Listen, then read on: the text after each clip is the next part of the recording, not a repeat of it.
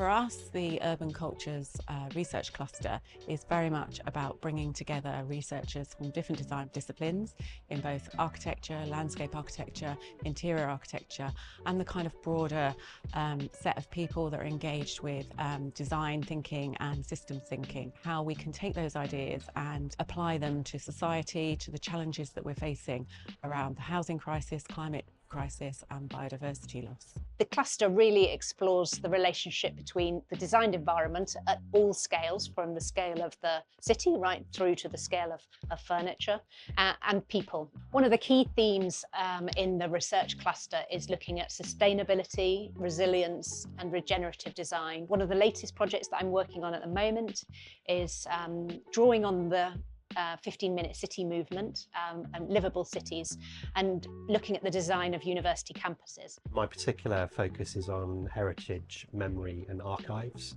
where we look at issues of heritage, both locally but also increasingly internationally.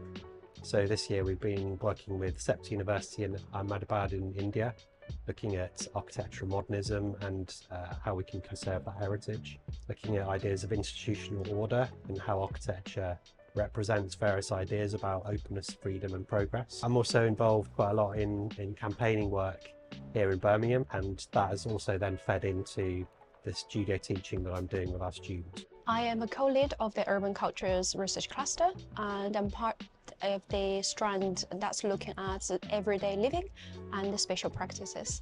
That involves the understanding and also exploring how spatial practices that could change and make positive impacts to people's life. My work is primarily focused on smellscapes and soundscapes in cities, not only looking at the visual aspect, but also the intangible elements.